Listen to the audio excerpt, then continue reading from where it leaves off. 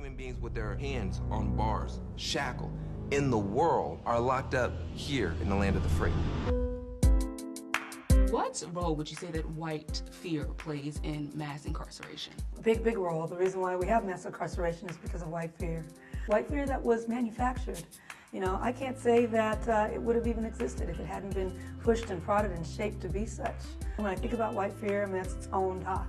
White people have been made to and encouraged to, it's even with this current candidate, manipulated to think what they think. The kinds of kids that are called super predators. That's what we trace in the 13th. The decisions that were made right after the abolition of slavery during that time. We go into a lot about white fear with what I see on Twitter, white tears. White tears, exactly. We go Can't into forget that. about that. We go into that quite a bit because I think there's something to interrogate and ask about there instead of just assuming that it's an innate kind of hate. I don't believe it. I believe that it's been a manipulation that's generational that's happened there, just as our trauma has been generational.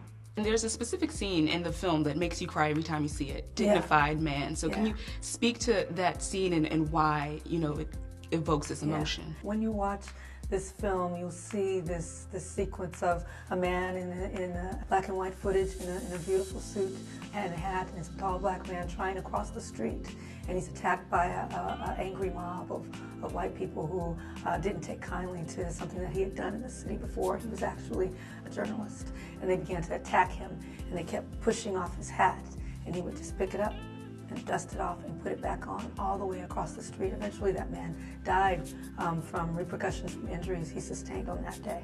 But ultimately what it does for me is to speak to the dignity of endurance, of survival. That is our people, that is black people.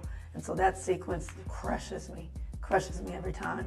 I know that when we showed the film 3 times, standing ovation every time. When I looked at it in the crowd, I saw people of all colors emotional.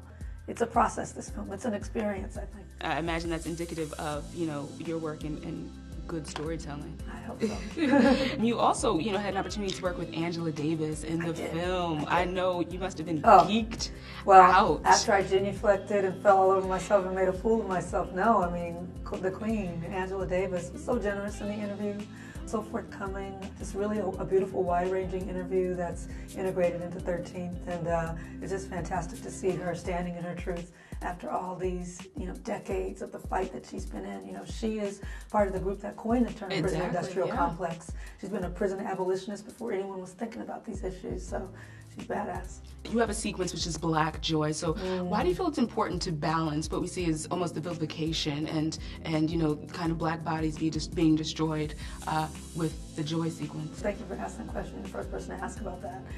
You know, it's so much of it's a question of, should we continue to watch these tapes of our brothers and sisters being murdered? The video footage that comes in, you know, and the damage that does when it's continuous kind of intake of black trauma by black people. The question of balancing that with self-care and Black Joy was a big part of what we wanted to do at the end of the film. And so in the credit sequence, we show images of Black Joy to counter the 100 minutes of challenge and hatred and oppression that we've shown you, just to say this is not all we are. You know, we, amidst all of that, have been able to innovate, have been able to love each other, have been able to survive at a very, very high level when everything that we're up against really works against that survival. And essentially, what would you say is your message, your hope for, you know, future generations, for audience members who are sitting and watching 13th? Think about yourself and how this affects you, right? Really interrogate your place in this issue. If you're black, it's about really understanding what our ancestors went through before and what our place is in it. This is not just happening to us now, this is generational. What do we owe them? What do we owe the future? What are we going to do right now about it? What is our descent? And for people who aren't black, it's to say, I don't know anything about this. What am I judging? You don't even have enough information to judge, right? You need to learn, you need to be an ally, you need to be forward-thinking, and really get your mind right.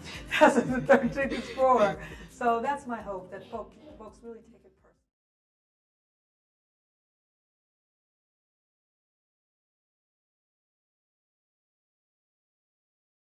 I've always had the story in my heart, in my mind. I grew up in Compton, an environment in which I was constantly surrounded by a very robust police presence. The criminal justice system was not a term. It was something that I lived every day, just through knowing so many people that were formerly incarcerated, currently incarcerated, parole, probation in my neighborhood. There are a lot of echoes through history that we try to point out in 13th. The correlations between some of what Mr. Trump is currently saying and what's been said in the past is what we really try to amplify in 13th. It's not new. Scare tactics, violent rhetoric has been constantly used. The black body has been constantly used for political gain, to make people afraid, so that someone else can gain and profit. And so that's what 13th explores, and I think it's coming out at a time where it might provide some foundational knowledge for folks as we really make demands of our candidates to go beyond Twitter beefs and get into the real issues that affect our everyday lives. It's not a one-solution problem. This is insidious. It's deeply embedded in the fabric of America. The first step to combat it is to know that it exists and to know that it exists in a very deep and meaningful way. Not the surface things that we tell each other, not our opinions that we halfway get off of seeing some talking head on TV give the same opinion and then regurgitating that. I mean, really knowing it and understanding it for ourselves. So that's my hope with the 13th. Not that it produces some legislation or, instigates some kind of protest, but that it allows people to have a revolution within about what we think about this issue and to be forward thinking now about how there's we a approach it. private company making money off the GPS monitor.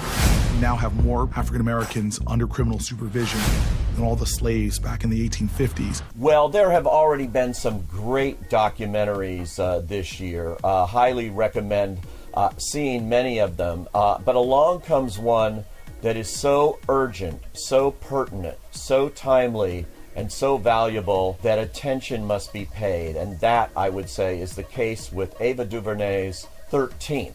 This premiered at the New York Film Festival last week, the first documentary feature in the history of the New York Film Festival to be the opening night attraction, and it certainly deserved that distinction.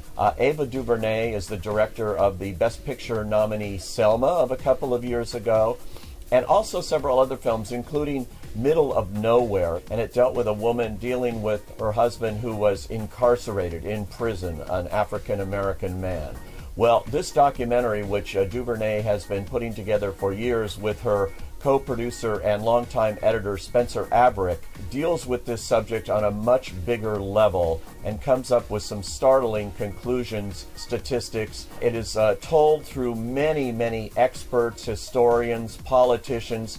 She's really done a number of interviews and weaved them skillfully throughout this film to tell the story essentially of race relations in the U.S., beginning a century and a half ago and continuing right through today. And they said, we're going to take you to the precinct, and most likely we're going to let you go home, and then I never went home.